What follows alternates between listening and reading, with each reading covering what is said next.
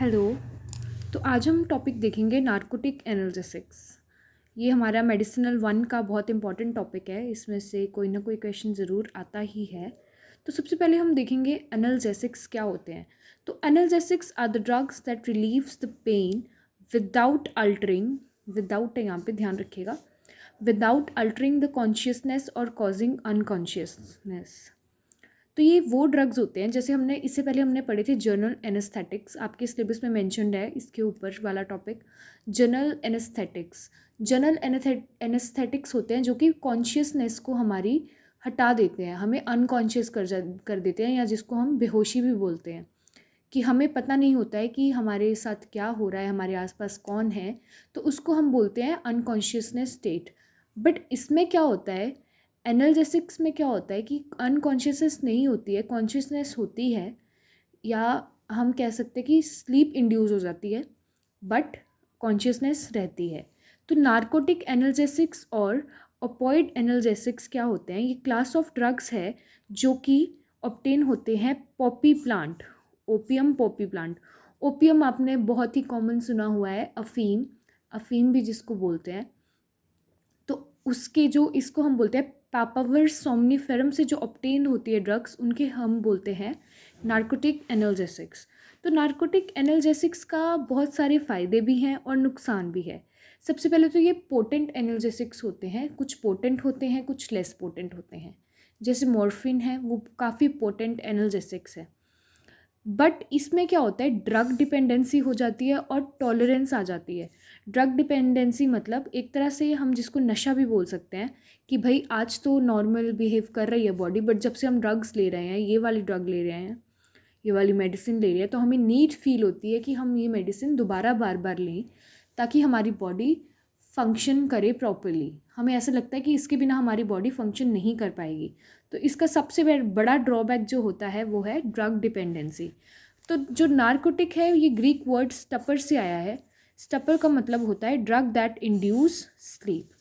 तो अभी हम इसका करेंगे मैकेनिज्म ऑफ एक्शन। इस वीडियो में हम सिर्फ मैकेनिज्म ऑफ एक्शन तक पढ़ेंगे, उसके बाद हम इसका सार देखेंगे।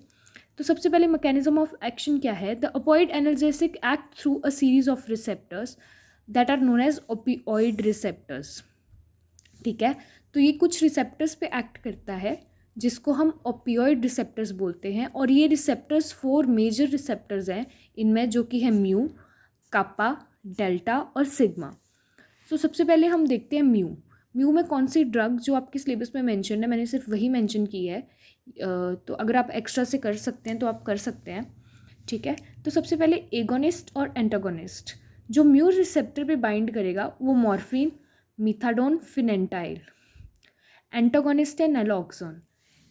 अब इफेक्ट क्या है कि जब ये एक्टिवेट होंगे रिसेप्टर्स, तो उसमें क्या इफेक्ट आएगा कि रेस्पिरेटरी डिप्रेशन आ जाएगा, फिर कॉन्स्टिपेशन, इम्यूनोसप्रेसेंट और टॉलरेंस।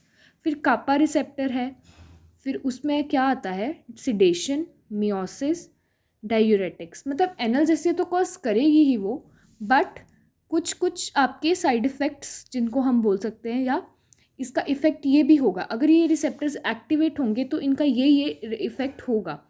अब जैसे मियोसिस है, तो ये मियोसिस सेल डिवीजन वाला मियोसिस नहीं है, ये है कॉन्ट्रैक्शन ऑफ प्यूपिल।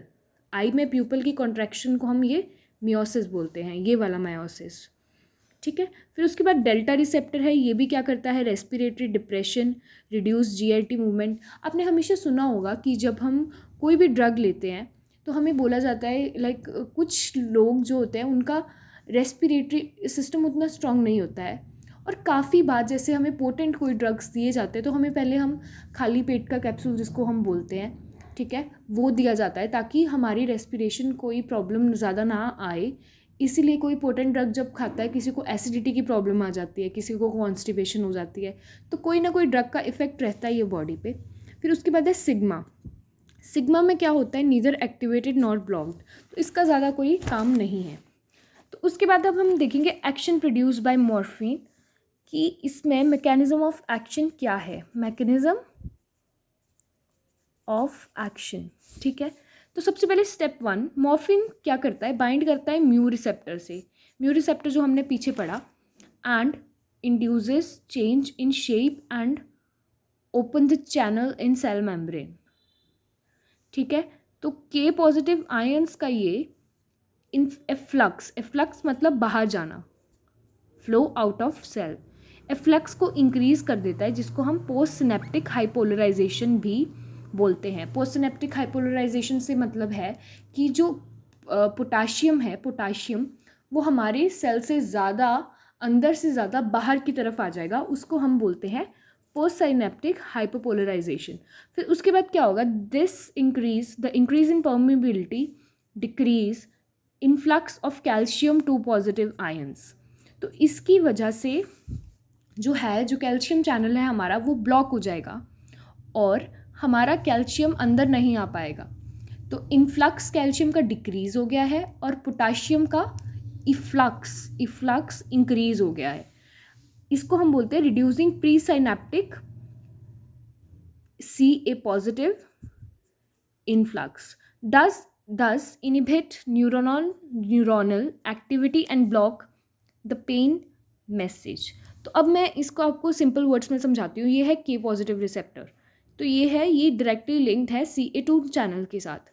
अगर तो एगोनिस्ट बाइंड किया तो क्या होगा, K पॉजिटिव रिसेप्टर से जो K पॉजिटिव है वो बाहर जाने लग पड़ेगा और Ca2 पॉजिटिव चैनल क्लोज हो जाएगा। अगर एंटागोनिस्ट बाइंड किया तो कोई नॉर्मल फंक्शनिंग होगी, तो ज़्यादा कोई चेंज नहीं आने वाला है, वही होगा कि इन्फ्लक्स का होता रहेगा Ca2 पॉजिटिव एंड ऑल।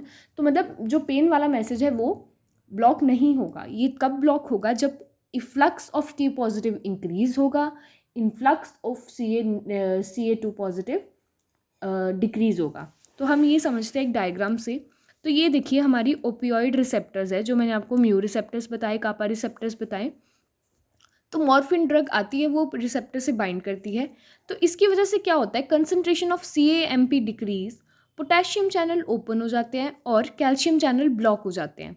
ठीक है, पोटाशियम चैनल को हमने बोला था ना पोस्ट साइनेप्टिक हाइपोपोलराइजेशन, मतलब वो पोस्ट साइनेप्टिक में ज़्यादा जा रहे हैं और प्री साइनेप्टिक में उनकी कॉन्सेंट्रेशन लेस होती जा रही है।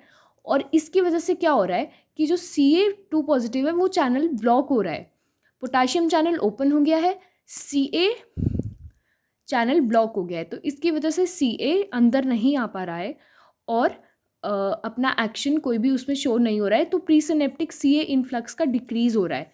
यहाँ पे क्या हो रहा है, प्री सिनेप्टिक इनफ्लक्स डिक्रीज हो रहा है Ca2 पॉजिटिव का।